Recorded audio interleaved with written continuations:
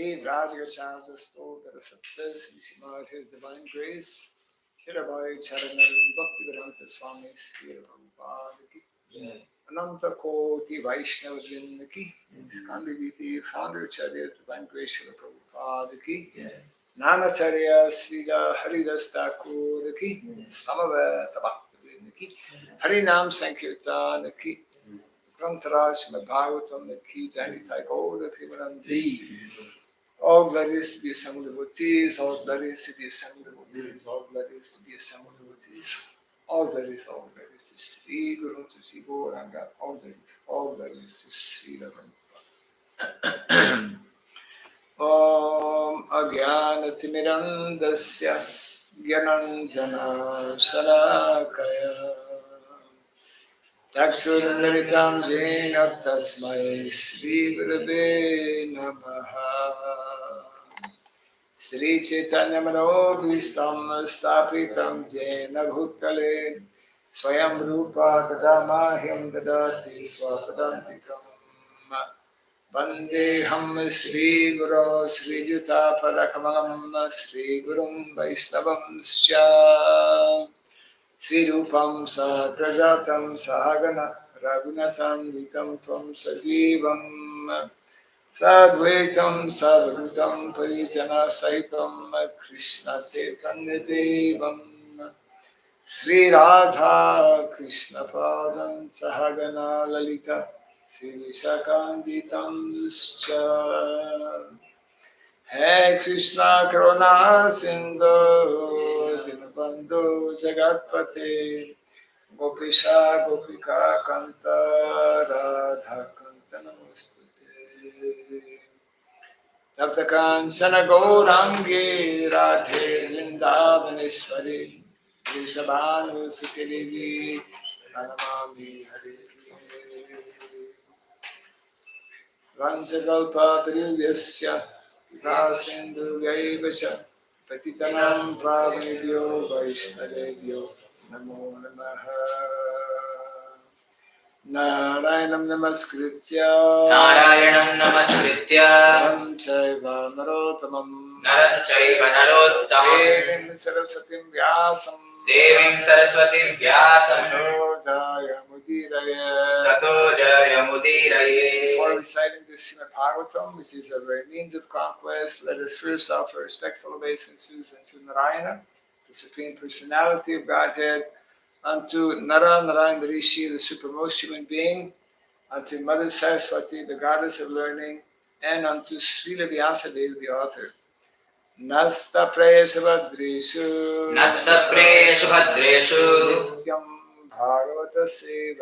Nityam Bhagavata Sevaya Bhagavati Tamashloke Bhaktir Bhavati Naistiki. By regularly hearing the Srimad Bhagavatam and by rendering a service unto the pure devotee, all that is troublesome within the heart becomes destroyed practically to nil, and loving devotional service unto the Supreme Lord, who is praised with transcendental songs, it becomes established as an irrevocable fact. Idam Bhagavatam Nama Puranam Brahma Samhitam Uttama Shloka Charitam Chakara Bhagavan Rishi Vishreyasaya Lokasya Dhanyam Swasyaya Namaha. This Srimad Bhagavatam, known as the Grantaraj, king of all Vedic literatures, is the literary incarnation of God. It is compiled by the incarnation of God, the Srila Vyasadeva. It is meant for the ultimate good of all people. It is all successful, all blissful, and all perfect. Shri Krishna Chaitanya Prabhu Nityananda Shri Advaita Gadadhar Shri Vasadi Gaura Bhakta Vrinda Hare Krishna Krishna Krishna Krishna Hare Hare Krishna Krishna Hare Hare Hare Rama Hare Rama Hare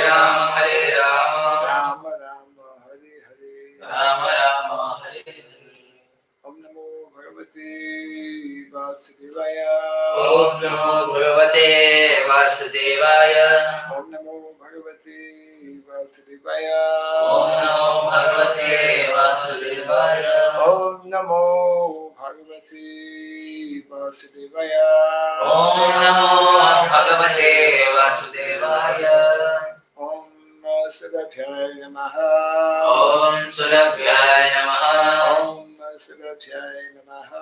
Om Surabhyaya Namaha. Om Surabhyaya Namaha. Om Surabhyaya Namaha. Mukam karoti vasanam tvam gom langayate girim yatripa tamaham bande Sri Gurum Dinataram. Yatripa tamaham bande Sri Gurum Dinataram. Hare Krishna. Welcome to our Bhagavatam class. We are continuing from Canto 11. We have started a new chapter a few days back, our third day, I believe, in this new chapter entitled Description of the Varnasrama System. That is chapter 17 of the 11th canto. And today we are reading, we thought we would cover a few more verses yesterday, which we did not. So we are picking up from where we left off. So we will read text 11. Text 11.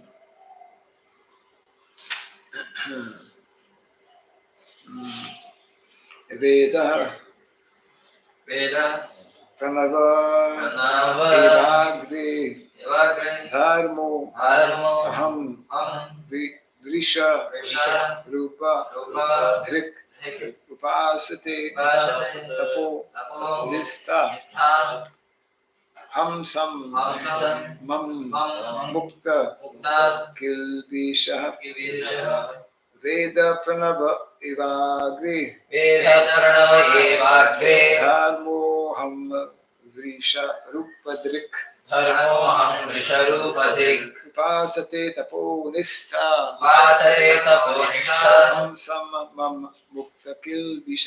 Hamsam Mam Mukta Kilvisha Veda Pranava Evagre Dharmo Ham Vrisha Rupadrik Upasate Tapo Nista Hamsam Mam Mukta Kilvisha Veda Pranava Evagre Dharmo Ham Vrisharupadrik Upasate Tapo Nistha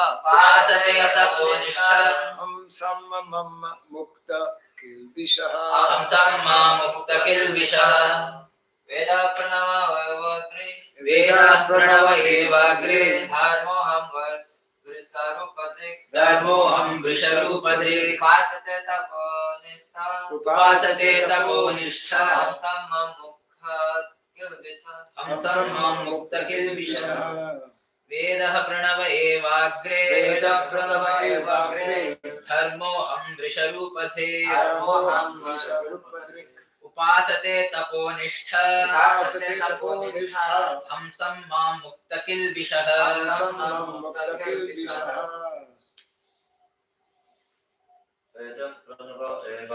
Veda Pranava Evagre Dharmo Ham Vrisharupadrik Upasate Tapo Nishtha Hamsam Mam Mukta Kilvisha Veda, the Veda. Pranava, the sacred syllable Om. Eva, indeed. Agre, in Satya Yuga. Dharma, the object of mental activities. Aham, I. Vrisha, Vrisha Rupadrik, bearing the form of the bull of religion. of the bull of religion. Upasate, Upasate, they worship. they worship. Tapanista, Tapanista, fixed in austerity. fixed in austerity. Hamsam, Hamsam, Lord Hamsa. Lord Hamsa. Mam, Me, me. Mukta, Mukta, free from. free from. Kilvishaha, Kilvishaha, all sins. all sins. Translation and purport by the followers of Srila Prabhupada. In Satya Yuga, the undivided Veda is expressed by the syllable Om, and I am the only object of mental activities. I become manifest as the four-legged bull of religion, and thus the inhabitants of Satya Yuga, fixed in austerity and free from all sins, worship me as Lord Hamsa.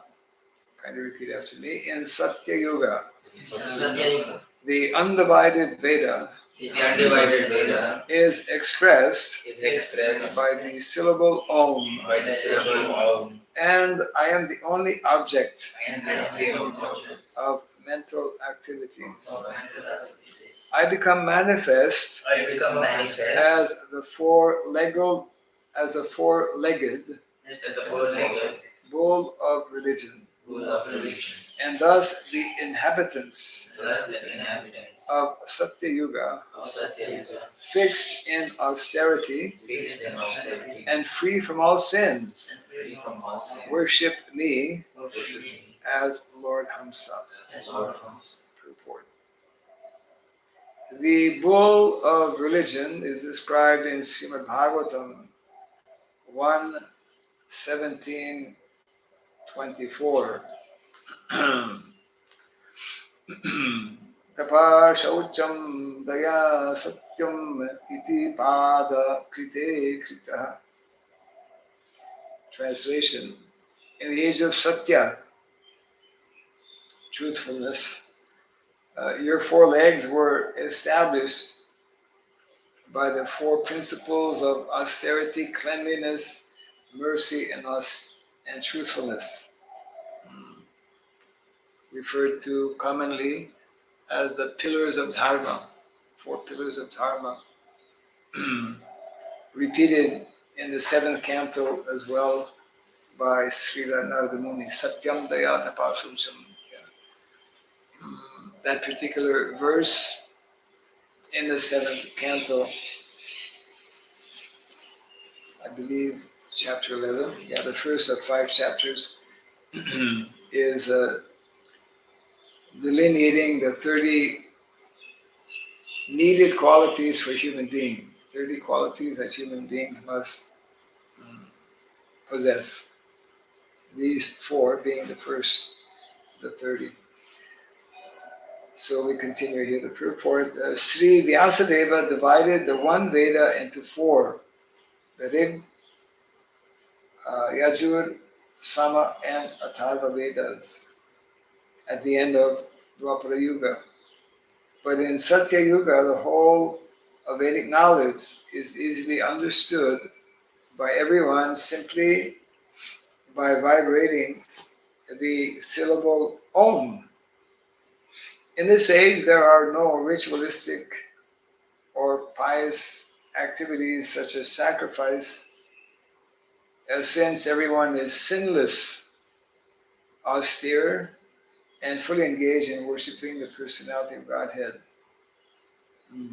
Lord Hamsa, through the process of meditation.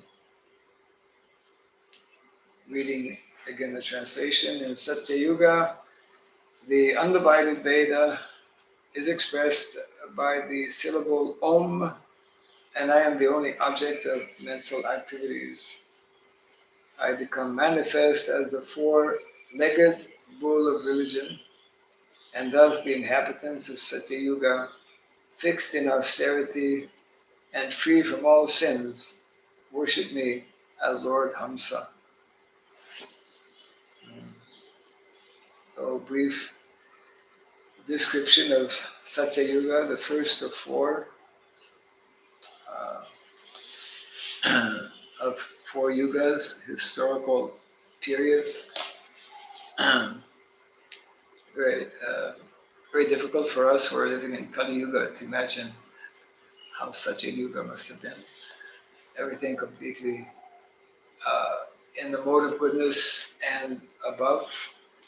Everyone engaged in meditation, and therefore, as mentioned earlier, there was no need of the Varnasrama system in Satya Yuga. And there was only one Veda, as mentioned by Srila Prabhupada in the purport. This one Veda was accessible to everyone because everyone was very elevated, situated in very high consciousness. Probably everyone must have spoken Sanskrit. I don't think English was present at that time. English is the language of Satya Yuga, as so many languages.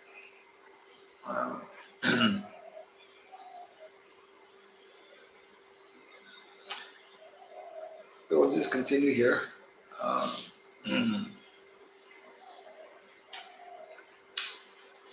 Text number 12. Treta Mukhe Mahabhaga Treta Mukhe Mahabhaga Pranam Me Hridayatri Pranam Me Hridayatrai Vidya Pradurabhutasya Vidya Pradurabhutasya Aham Asam Trivinmakah. Aham Asam Trivinmakah. Translation and purport. O greatly fortunate one, at the beginning of Treta Yuga, Vedic knowledge appeared from my heart, which is the abode of the air of life, in three divisions, as Rig, Sama, and Yajur. Then from that knowledge I appeared as Threefold Sacrifice. Purport. In Treta Yuga, the bull of religion loses one leg, and only 75% of religious principles are manifested, represented by the three principal Vedas, Rig, Sama, and Yajur. The Lord appears in the process of threefold Vedic sacrifice. The three divisions are understood as follows. The Hota, priest, offers oblations into the fire and chants the Rig Veda. The Udgata, priest, chants the Samaveda. And the Advaryu priest, who arranges the sacrificial ground, altar, etc., chants the Yajur Veda. In Treta Yuga, such a sacrifice is the authorized process for spiritual perfection. The word pranat in this verse refers to the universal form of the personality of Godhead. This form is further described in the following verses.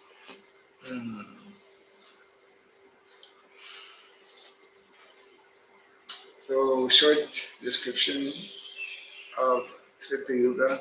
Again, very difficult for us to conceive. But people who were engaged in Yajna, sacrifice, and even we've seen some Gurukul here in India. I mean, not that long ago, possibly even now, most likely much less now than before, but the traditional system was that one would actually learn by heart the different Vedas, isn't it? And then according to how many Vedas one would learn, he would be Trivedi or Chaturvedi. 340. Yeah. So nowadays we meet one devotee has joined us in Hibby many years ago. He was a Chaturvedi title, but he didn't know one Veda. The title are just there, but it comes from there. It's very difficult for us to imagine how people, well, the whole culture was, because the whole culture was fixed on the primary goal and purpose of life. So from very young age, uh, people would learn the mantras. I mean, they would learn the entire Samaveda, Rig Veda, inconceivable for us now.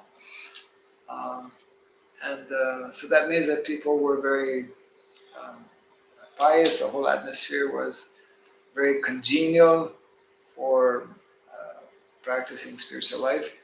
But even from this age, this is where this will be explained in a few verses. From Treta Yuga rather, impurities started to become manifest, and these 4 legs of religion that are described, they they are gradually over the yugas being negatively affected.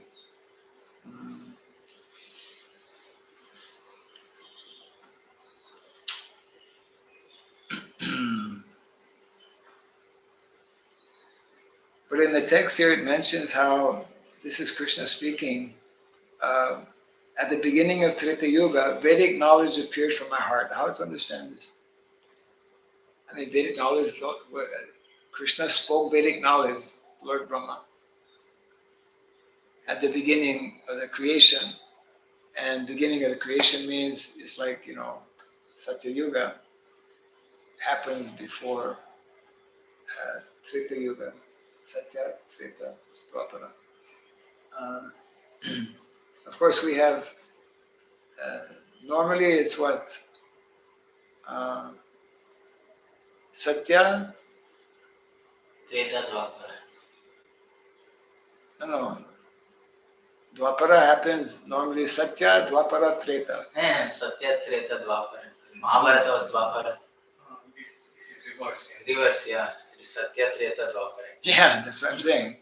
Yeah. Usually it's Satya Dwapara.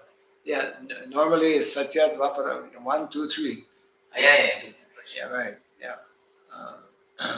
But this point, how to understand this point, that at the beginning of Treta Yuga, why Krishna is telling this? That Vedic knowledge appeared from my heart. Vedic knowledge, we would think, we are told, already appeared from his heart when he spoke to Lord Brahma. It's not commented upon here. So It's like Krishna giving realization in the heart. Like we can hear so much, like this is jnana. When the vijnana happens, realization comes. It's actually Krishna giving a realization. no, but here he's telling that Vedic knowledge appeared from my heart. And Brahma's. There Krishna is speaking that Vedic knowledge appeared from my heart.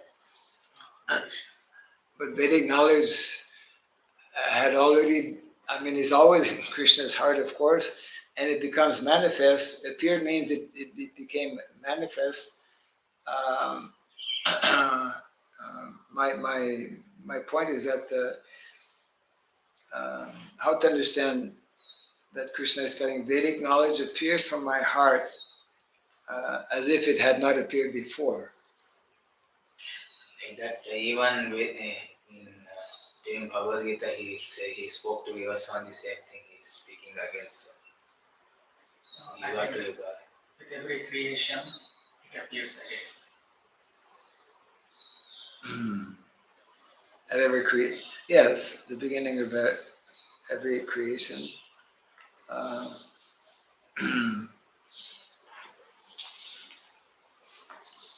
So yeah, that's one way. The beginning of Treta Yuga. It's just like I guess at the end of Dwapara Yuga, Krishna again spoke Bhagavad Gita, and Vyasadeva. Krishna spoke through Vyasadeva the whole Vedas by summarizing for us, for people of Kali Yuga. Yeah, it means that this knowledge is again and again revealed. That knowledge is naturally eternally residing in the Lord of the heart. In the Lord's heart, and at different times, according to need and circumstances, that knowledge becomes manifest and revealed. And of course, this is in keeping with what our acharyas explained also, that depending on the receptivity, we could say, of each living entity, Krishna manifests himself, that is, as you rightly mentioned, the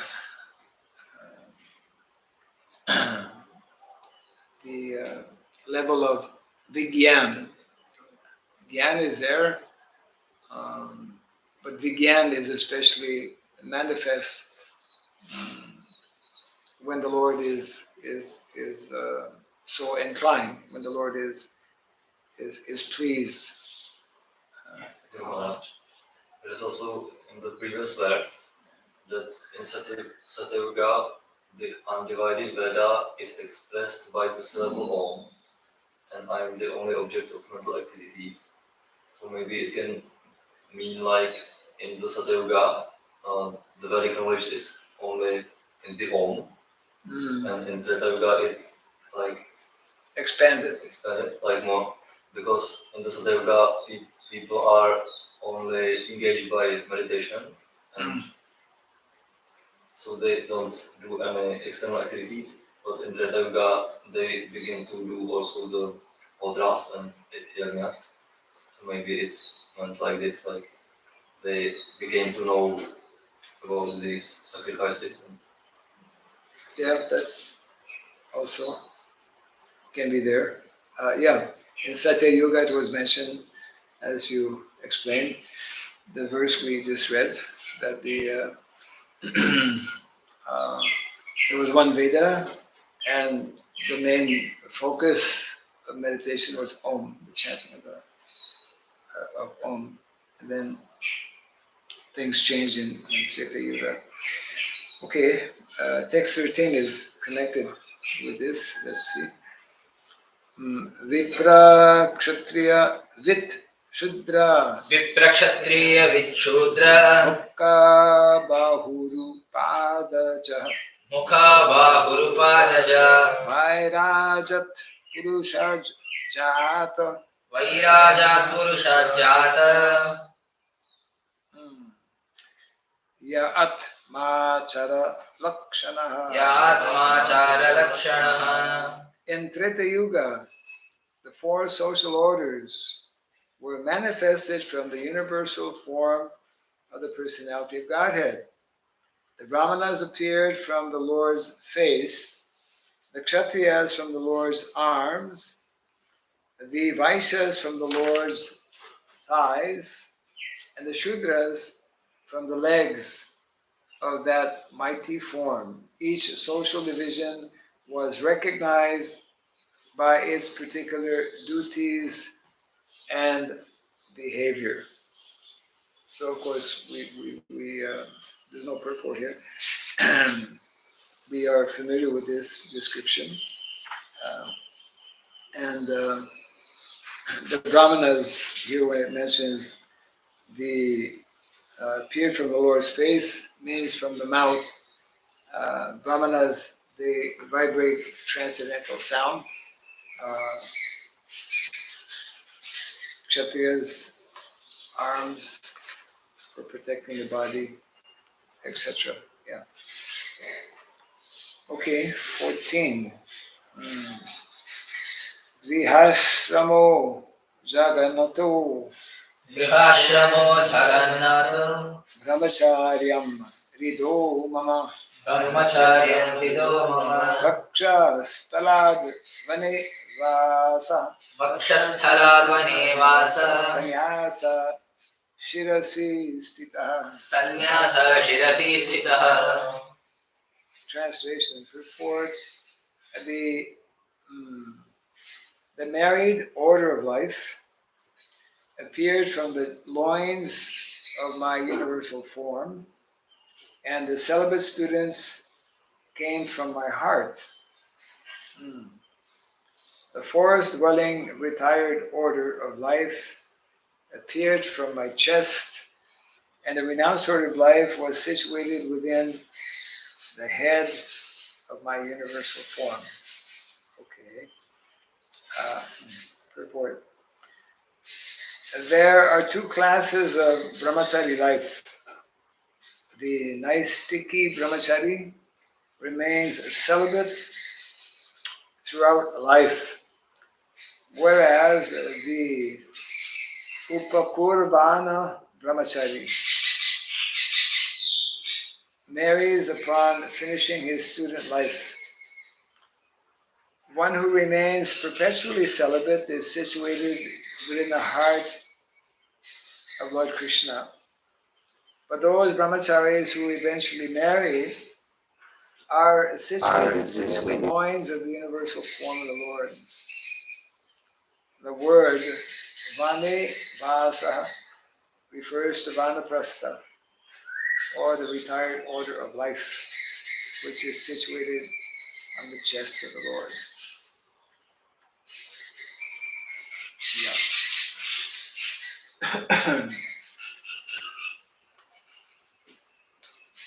So the concept of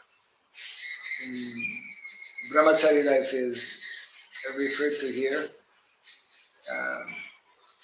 Something, especially in Kali Yuga, that is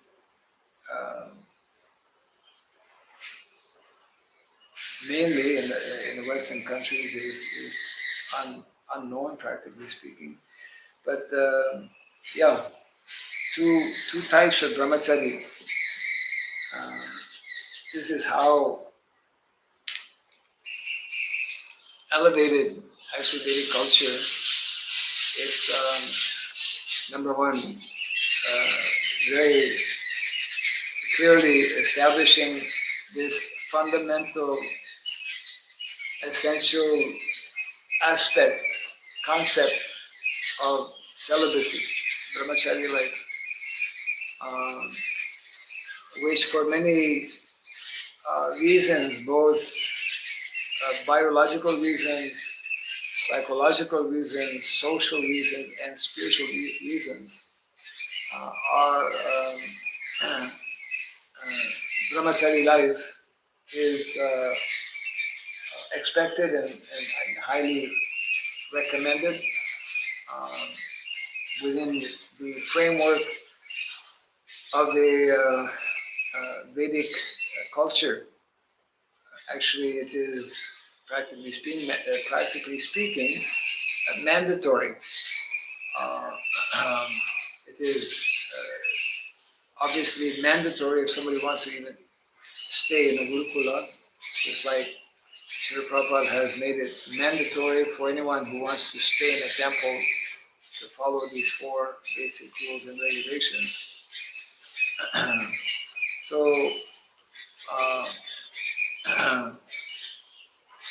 not only is the concept of Brahmachari life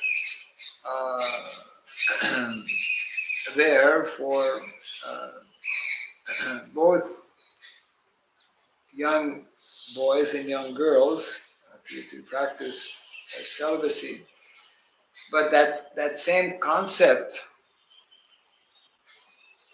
ultimately what does it mean? Brahmachari life means restraining one's senses.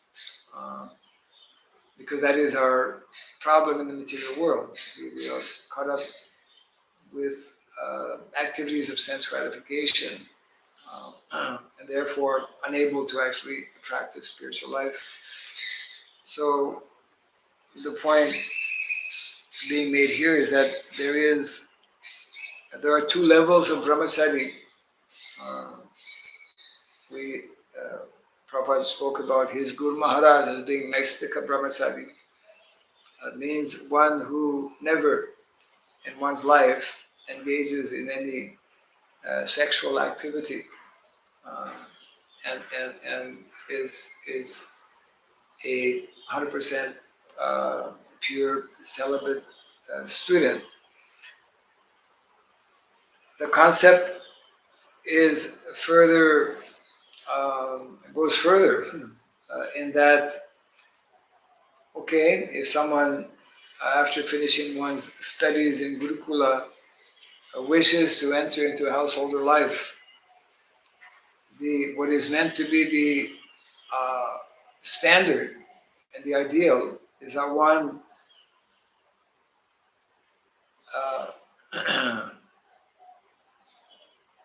can continue, one should continue to also remain brahmachari, that is referred to as grihastha brahmachari. Grihastha brahmachari, where one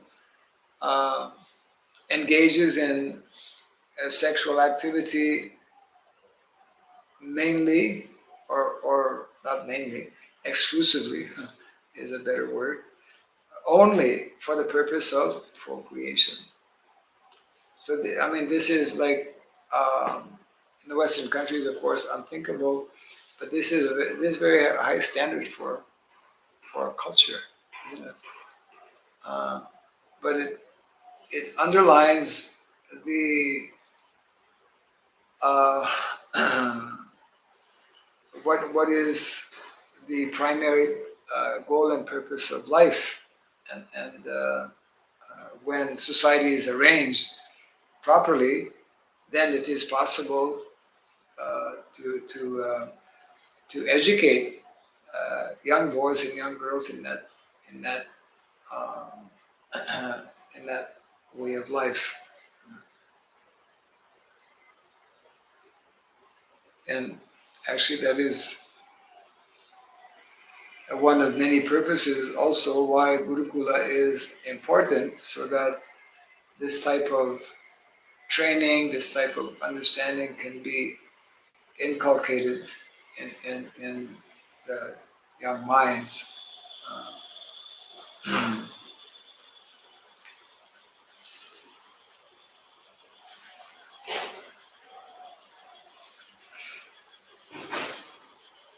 And very nicely mentioned here how different personalities, or according to their different classes, those in retired life, the forest-dwelling retired life, appear from the chest of the Lord, and the celibate students, they come from the Lord's heart. Okay, our last verse for today will be 15. Varanam ashramanam cha Varnanam ashramanam cha janma bhumyanusarini janma bhumyanusarini asan prakritayo nrinam asan prakritayo nrinam nichaira nicho tamotamaha. nichaya nicho tamottamaha. The various occupational and social divisions of human society appeared according to inferior and superior natures manifest in the situation of the individual's birth. Purport. According to Srila Vishwanath Chakravarti Thakur, the Brahmanas and Sannyasis, being situated on the head of the universal form of the Lord are considered to be the most qualified, whereas the Shudras and Grihastas, being on the legs or loins of the personality of Godhead, are considered to be in the lowest position. A living entity is born with a certain amount of intelligence, beauty, and social opportunity, and he is therefore situated in a particular occupational and social position within the Varnashrama system. Ultimately, such positions are external designations, but since the majority of human beings are conditioned by the external energy of the Lord, they should act according to the scientific Varnashrama divisions until they reach the stage of Jivan Mukta, or liberated life.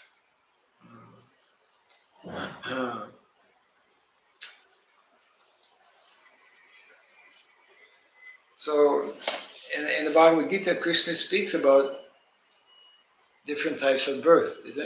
There's high birth, there's low birth, which is all connected with karma. We get particular birth based on our previous activities, and if we were primarily caught up in activities of tamagun in our previous life, then if we're fortunate to get a human body, then we'll get accordingly. So in other words, we were reading a few days back how this whole system of Varna and Ashrama is extremely scientific system, and although, that is a reality, that according to the influence of the modes of material nature, we are taking on different orders within society.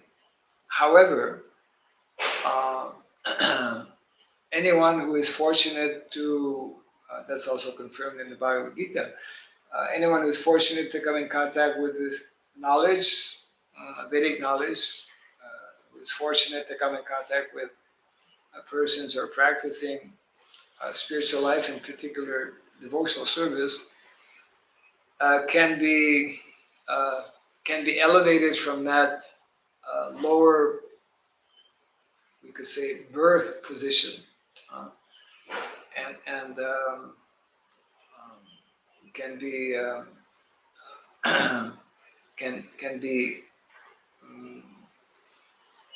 can attain actually the perfection of life, which is to cultivate Krishna consciousness. So although that reality is there, that all of us, each and every single jiva, because we have our own individual, very long-standing and very complex history, we are born in different places, in different families, in different circumstances.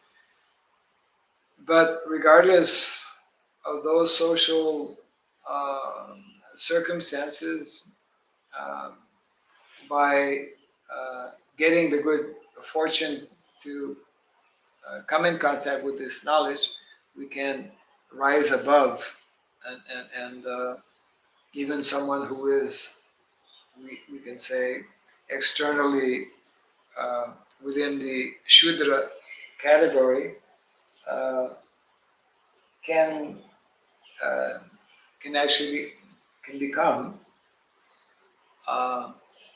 become a pure devotee, because it's a question of purified consciousness. Yeah.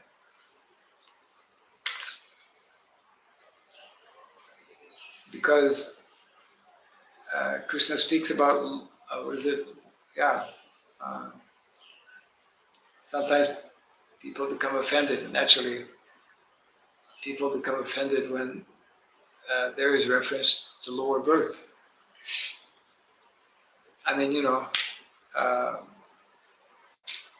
in so many ways,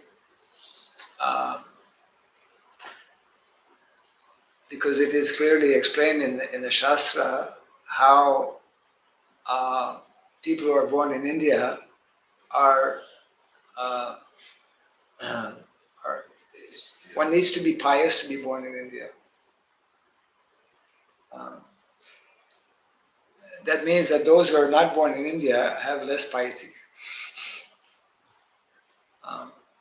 Of course, it's a very involved kind of matter, but that is the way it is, and therefore we should not be, there are different gradations,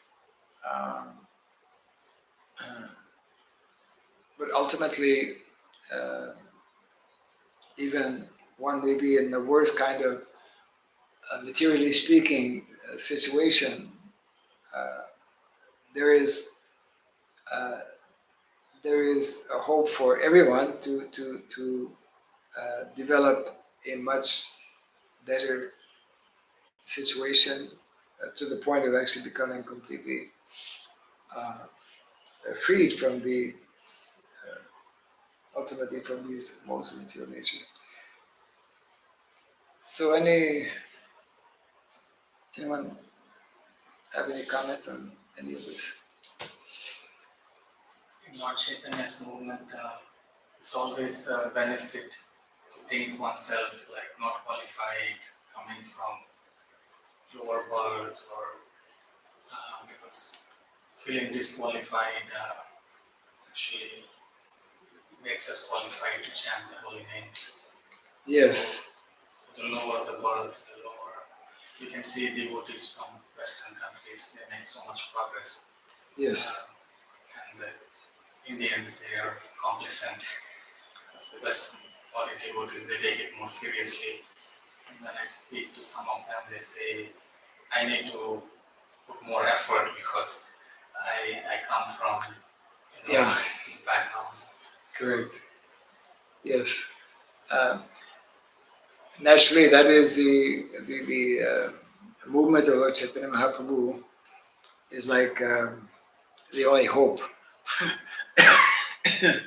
for the people of Kali Yuga, because although it is there in Shastra that those who are born in India, it's a special birth, but Kali Yuga is influencing negatively everywhere, including here in India. Those who are like most people in the world, outside of India, are up until they come in contact with the Krishna consciousness in some form or other, totally disconnected with the Vedic culture, isn't it? And I mean, it's like Tamagun at its best.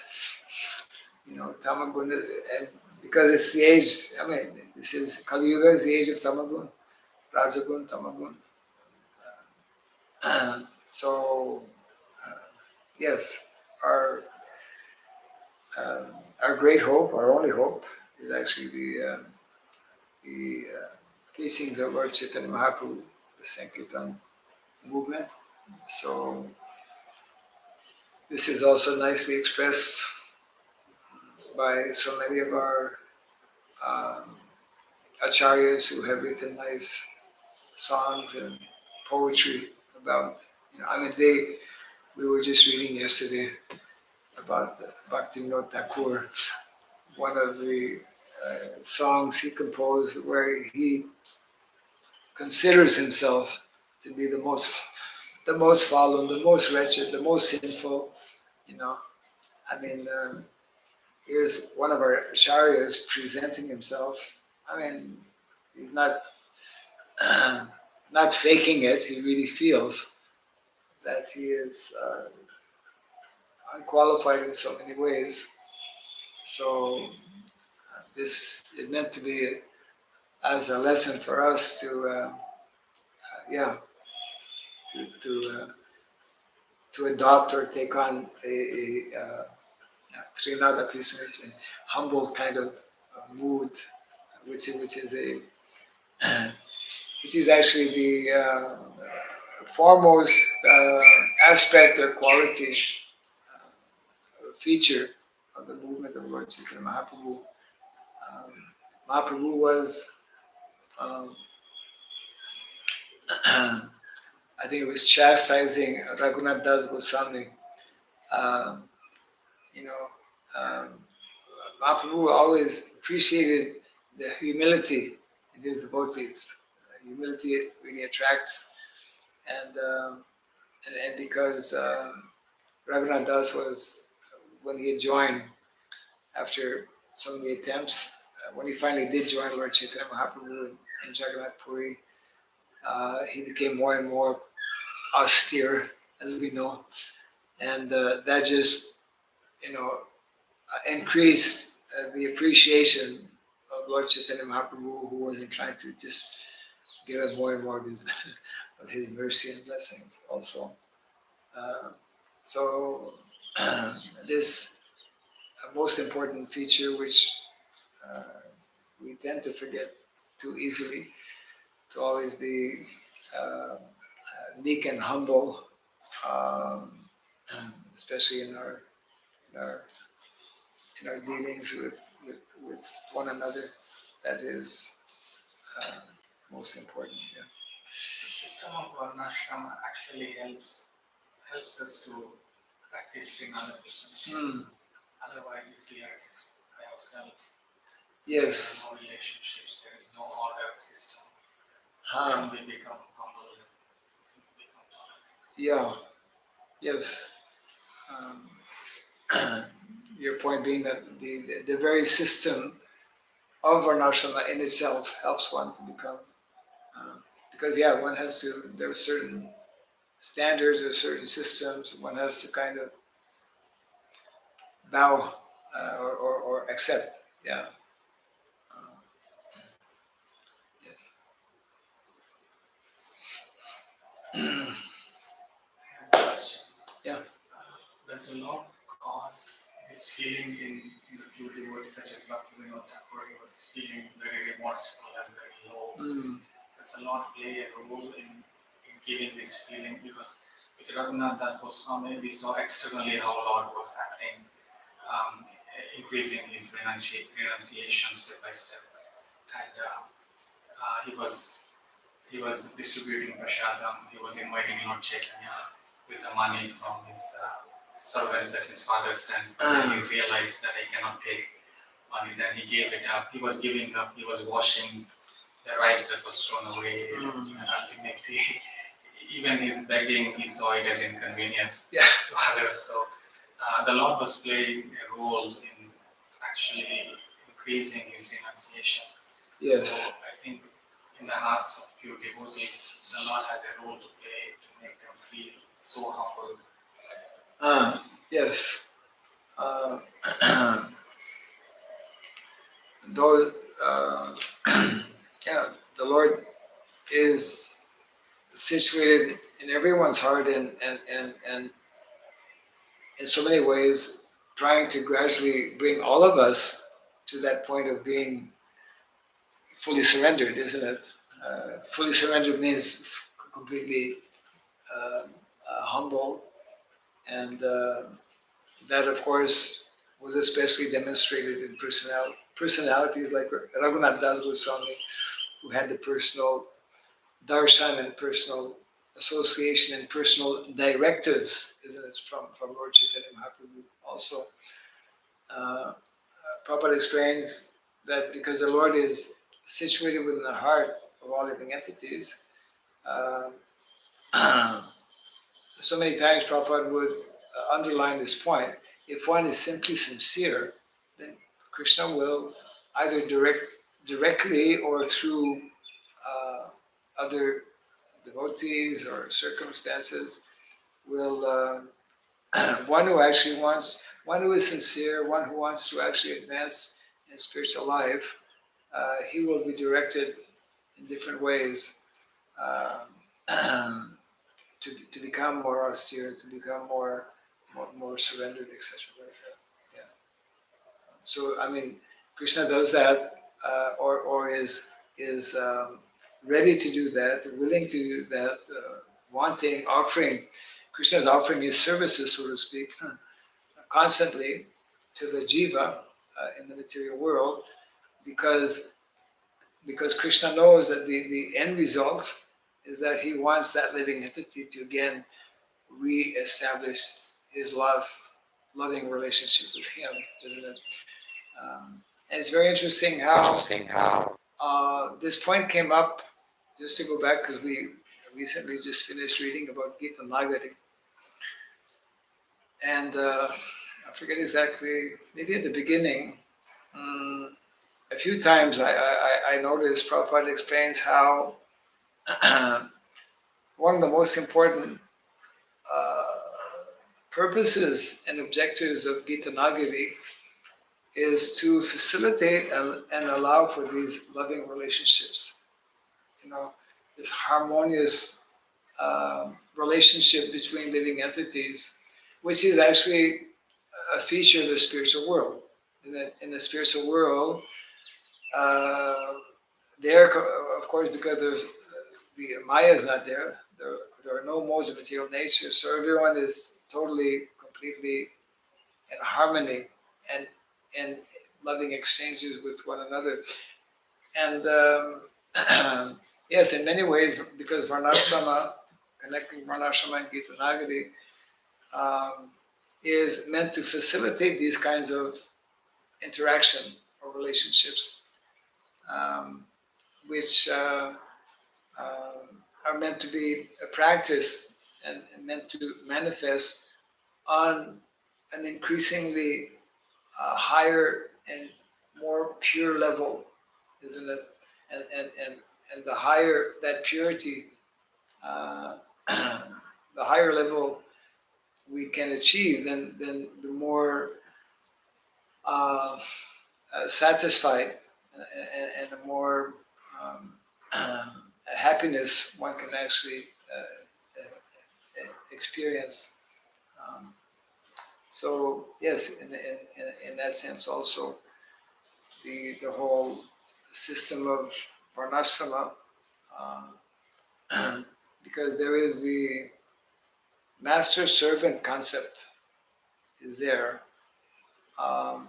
Ultimately, of course, even those who are playing the role of so-called masters within the Varnashrama system means leaders. They are the most ideal leaders when they especially understand this fundamental concept. As Bhakti Tirtha Maharaj would nicely explain, which is there in the Bhagavatam also, that servitor leader, the leader who is very expert in the concept of, who sees himself as a servant, who is helping, simply endeavoring without any kind of agenda or motivation to help others in whatever area or in whichever way may be needed. Ultimately, of course, helping, facilitating individuals to advance spiritually. Yeah.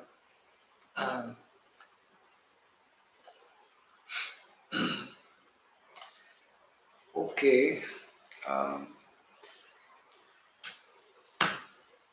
So we can close for now. Jai Grantaraj Bhagavatam ki, Jai Shri Prabhupada ki, Gaur Gopika.